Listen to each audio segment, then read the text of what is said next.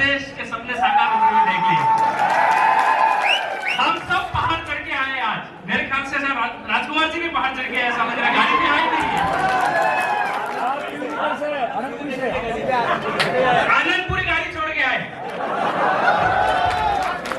8 kilometre पैदल चल के आए, तो बिल प्रदेश तो आधा बन ही गया। मेरे भाइयों, आप सबके इस जज्बे को, आप सबके इस जो मतलब इस मानगढ़ धाम और 4 राज्यों और इस देश के आदिवासियों को एक करने का जो सपना है वो जल्दी पूरा हो और इस ऐतिहासिक भूमि से पूरा होगा।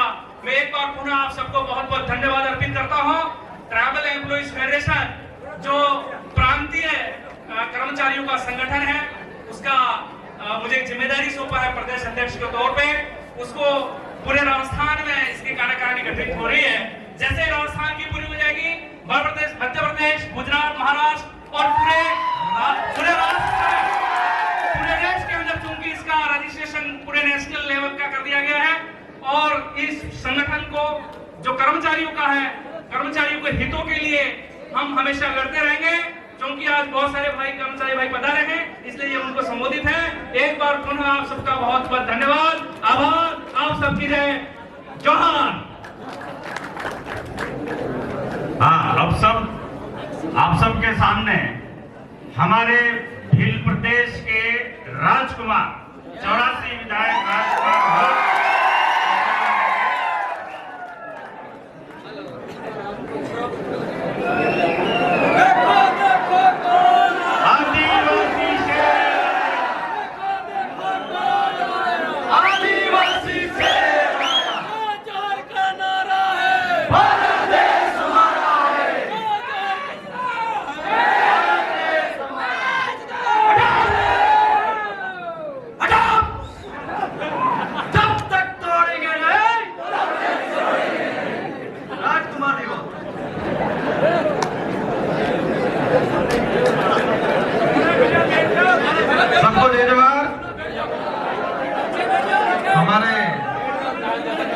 संचालक महोदय का जो एक लहजा, हमने कई कार्यक्रम अटेंड किए, कई प्रकार के संचालक देखे, लेकिन आज एक संचालक महोदय का अगर कोई किसी को नींद भी लग गई हो, किसी को थकान भी हो गई हो, उसके उस उद्बोधन से वो नींद और वो थकान खत्म हो जाएगी, ऐसा लगा मुझे। एक बार संचालक महोदय के लिए जोरदार तालियां बजा दीजिए। आज इसी बीच में हमारे साथी, हम आनंदपुरी से थोड़ा सा चलते हुए साथ साथ में आ रहे थे, हमारे थावरचंद जी दरियाबंद विधानसभा प्रत्याशी, जो कमल कांग्रेस को एक लोहा दिखाया कि लोहा मनाया, लोहा दिखाया, आज हमारे बीच में पहुंचे हैं। इस कार्यक्रम में राजस्थान, मध्य प्रदेश, गुजरात और महाराष्ट्र, 4 राज्य से हमारे आदिवासी समुदाय के भील समूह से, इसके अलावा भी शायद कुछ अन्य समूह से, हो सकता है मध्य प्रदेश में बिलाला हो या फिर कोई संथाल से भी आया हो। इन सभी का इस कार्यक्रम में, इस मानगढ़ की धरती पे स्वागत, अभिनंदन। मैं इस अवसर पे ज्यादा कुछ नहीं कहना चाहूंगा, लेकिन हम सब दिल की गहराई से, सच्चे मन से 1913 के अंदर जो मानगढ़ में जो नरसंहार हुआ था, हमारे 1500 आदिवासी, ये रिकॉर्डली हमने किताबों में सुना, हम लोग पढ़ा है, 1500 से अधिक हमारे पूर्वज, इसमें हमारी माताएं भी थी, छोटे छोटे बच्चे भी थे। इस पहाड़ी के चारों तरफ हमारे समाज का खून बहा था, हमारे समाज के, हमारे पूर्वजों का एक खून बहा था। मतलब 1500 से अधिक अगर लोग मरते हैं, इनका बारूद गोलियों से, तोपों से उनको उड़ा दिया गया था, तो इस पहाड़ी का क्या दृश्य होगा, आसपास के इलाके का क्या दृश्य होगा। इन 4 राज्यों के आसपास जो लोग थे हमारे, उस समय ये अलग अलग राज्य नहीं थे। उस समय के पूरा हमारे पूर्वज एक बिलखंड के नाम से जानते थे। आज तक हमने किताबों में पढ़ा कि मानगढ़ पे भक्ति आंदोलन हो रहा था। मानगढ़ पे नशा मुक्ति को लेके गोविंद गुरु आंदोलन कर रहे थे और उन पे गोलियां चलाई। क्या देश के इतिहास में नशा मुक्ति को लेके कोई आंदोलन कर रहा हो और गोलियां चलाई, ऐसा आज तक हमने पढ़ा कहीं? नशा मुक्ति को लेके आंदोलन कर रहे थे और गोलियां चलाई, ये ऐसा कभी हुआ है? क्या सिर्फ भक्ति के लिए आंदोलन कर रहे थे और उन पे गोलियां चलाई और 1500 से अधिक आदिवासी मारे, ऐसा हो सकता है? भक्ति के माध्यम से, शांति के माध्यम से समाज को एकजुट करके उस समय भी एक ही मांग थी कि हमारा बिल प्रदेश एक अलग प्रांत बना दिया जाए। और वही मांग, उसी मांग को लेके आज ये हमारा समाज एकजुट हुआ है। और आज वर्तमान में मैं किसी संगठन पार्टी का नाम नहीं लेना चाहूंगा, लेकिन कई लोग कई तरह का यहां पर अशुद्धिकरण करके गए। हमारा समाज इतना भोला है, इतना सीधा है, इतना मेहनती है। हमारा समाज बहुत भोला है, बहुत सीधा है और बहुत मेहनती है। और इन्हीं बातों का आज तक इन लोगों ने फायदा उठाया। मैं इस अवसर पे एक बात बोलना चाहूंगा कि मैंने कहा कि भोला समाज है हमारा, बहकाव में जल्दी आ जाता है। अभी हमारे जयपुर से आए हीरा मैडम ने बताया, आबागढ़ का हवाला दिया। आबागढ़ में क्या हुआ था? ये जो मानगढ़ के ऊपर कुछ दिन पहले ये जो भगवा झंडा वाला करके गए, ये पहला घटनाक्रम नहीं है। हमारे सोलंबर से भाई आए होंगे, सोनार माता पे भी उन्होंने वो किया। उस समय भी हमारे भाइयों पे मुकदमे हुए। आबागढ़ के ऊपर भी वही चीज हुआ। और वो बात आज मैं इसलिए बोल रहा हूं, हमने 4 दिन पहले एक बेहरूपीय बाबा का वीडियो देखा। इस बेहरूपीय बाबा के चक्कर में हमारे प्रतापगढ़ के भाई और उदयपुर के भाई ज्यादा आ रहे हैं, इसलिए मैं बोल रहा हूं इस अवसर पे। क्या देखा कि एक कमरे में 2 बड़े लीडर आपस में लड़ रहे हैं और वो एहसास करा रहे हैं हमारे डूंगरपुर बांसवाड़ा से आदिवासी भाई बाहर खड़े, उनको अंदर लाया जाए। और हमारे यहाँ के बोले वाले समाज के लोग, हमारे बोले वाले युवा स्टेटस लगा रहे हैं कि हमारे आदिवासी समाज के लिए लड़ रहे हैं। और आज ही न्यूज़पेपर में आया है कि आबागढ़ पे उन्होंने बेरूपीय बाबा ने दिया स्टेटमेंट। क्या दिया है कि मैं तो वहां से इसलिए निकल गया कि आबागढ़ के ऊपर जो नक्सलाइट लोग वो हमारा भगवा झंडा को अपमानित कर रहे थे, ऐसे लोग वहां आ गए थे, इसलिए मैं निकल गया। पढ़ा नहीं पढ़ा आप सबने? मतलब 4 दिन पहले हमारे लोगों को गुमराह करने के लिए दिखाया कि मैं आदिवासी समाज के लिए लड़ रहा हूं, और आज के न्यूज़पेपर में उन्होंने स्टेटमेंट दिया है कि मैं उस पार्टी कार्यालय से इसलिए निकल गया क्योंकि वहां पर आबागढ़ पे हमारा भगवा झंडा अपमानित कर रहे थे, ऐसे लोग वहां पर आए थे इसलिए निकल गया। ये बात इस अवसर पे बताना इसलिए मैं जरूरी समझा। मैंने पहले ही बता दिया, हमारा समाज बहुत जल्दी बहकाव में आ जाता है, बहुत भोला समाज है, सीधा समाज है, हर किसी पे विश्वास कर लेता है। और उसी बात का आज तक इन लोगों ने फायदा उठाया है।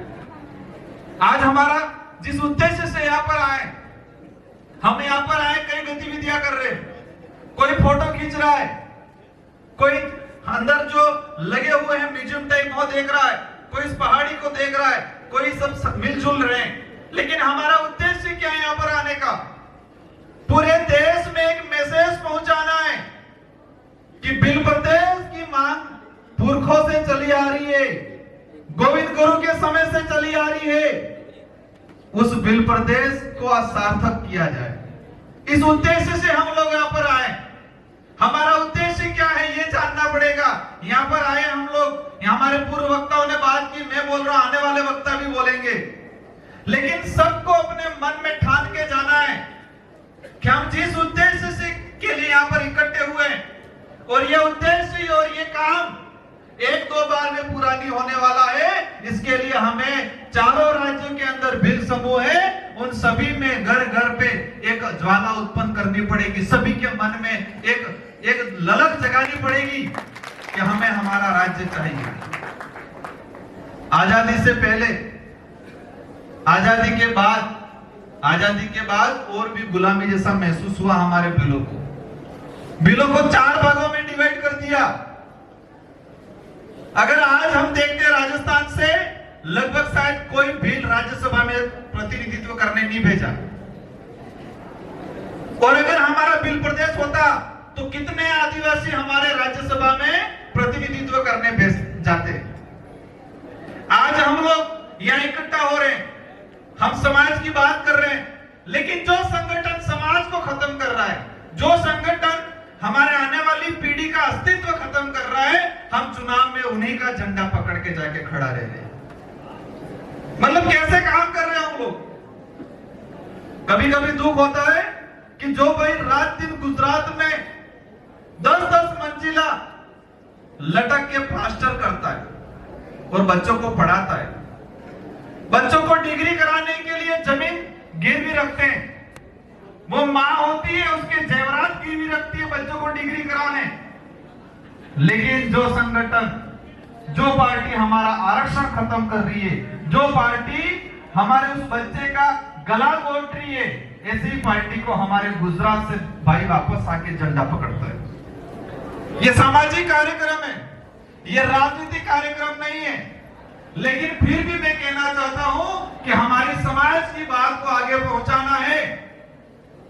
इस भारत देश में सभी जगह आदिवासी रहते हैं, लेकिन विश्व आदिवासी दिवस की पहली छुट्टी राजस्थान में हुई। हमारे जयेश के भाई आए, उन भाइयों को कहना चाहता हूं मैं, जयेश के मैंने बहुत कार्यक्रम देखे, आज भी देखा मैंने। आपके पास बहुत ताकत है, आपके पास बहुत जनबल है, लेकिन आप चुनाव के समय जो आपका अस्तित्व खत्म कर रहा है उन्हीं का झंडा पकड़ लेते हो। क्या ये सबक लेके जाओगे कि नहीं जाओगे? अगर इसमें सुधार नहीं करते हो तो हमारा आज यहां पर आना सार्थक नहीं होगा। क्योंकि आज मैंने बताया कि राजस्थान में पहला राजकीय अवकाश हुआ विश्व आदिवासी दिवस। 1996 से विश्व आदिवासी दिवस घोषित थे। शायद ये महाराष्ट्र में भी नहीं हुआ, गुजरात में भी नहीं हुआ, विश्व आदिवासी दिवस का राजकीय अवकाश अब तक शायद नहीं हुआ। तो राजस्थान में पहली बार क्यों हुआ? क्योंकि राजस्थान की जनता ने, डूंगरपुर की जनता ने, 84 और सागवाड़ा की जनता ने 2 विधायक चुन के भेजे, और ये बात हम यहाँ पर 1 लाख लोग इकट्ठे होकर मैसेज पहुंचाएंगे, और आप अगर 10 विधायक चुन के भेज दोगे तो आपका काम हो जाएगा। हमें जो उनकी, हमारी जो मेन समस्या का समाधान कहां है, उस समस्या के समाधान तक हमको पहुंचना पड़ेगा। हमें हर जगह एकजुट होना पड़ेगा। हमारी घर की लड़ाई, हमारे परिवार की लड़ाई, हमारे सरपंच की लड़ाई, हमारे विधायक की लड़ाई, वो क्षेत्र में लड़ते रहना, लेकिन यहाँ समाज की बात आएगी, बिल प्रदेश की बात आएगी, तब एकजुट होके एक साथ रहना। क्योंकि घर घर में लड़ाई होती है, परिवार परिवार में होती है, हमारा समाज इन चीजों में बिखरता जा रहा है। इस अवसर पे मैं कहना चाहूंगा कि आज कई महिलाएं भी हमारे पैदल चढ़ के आई। मैंने हमारे वडीलों से सुना था कि गोविंद गुरु हमारे बासिया में, तो बासिया में रहते थे, तब यहाँ मानगढ़ आते थे। तो मानगढ़ आते थे उस समय, इनके साथ में रहने वाले पहला बे भाई था, हो नाम तुम्हारा साहब, कलसी और भेमा, कलसी और भेमा बे भाई था। तो उस समय राजा रजवाड़ा ने दोनों भाइयों को एक शायद सुबह 8 बजे और शाम को 4 बजे, मतलब 2 टाइम थाने में उपस्थिति साइन करा पड़ी कई काम अंजुतु, ताकि या फ्री नहीं रही, और फ्री नहीं रही तो जन जागरण लोग काम नहीं कर सकेंगे। उस समय तात्कालिक पुलिस ने क्या किया था कि एक सुबह जाए थाना मजरी आलवी है और एक हाजे जाए थाना मजरी आलवी है, ते बे भाई रात्री में आता अन्य गोविंद गुरु की मळता आनंद सहयोग आता और बेल्ला जाईन 4 वाजे उठीन थाना में हमारा शायद वे दंबोळच तो तारे दंबोळा थाना में जाईने साइन करता और साइन करीन पूरा दाड़ो पालम फरता जन जागरण को काम करता और हाजे पासा थाना में जाइन शान करता आज तक किए नहीं कहता गहरो सता है और फिर वहां से पैदल चल के यहाँ मानगढ़ आते थे। मानगढ़ आके सूचना देते कि आज इस पालम में इस गांव में हमने ये जन जागरण किया और बेला 4 बजे उठीन पासा साइन थाना हजरी आता।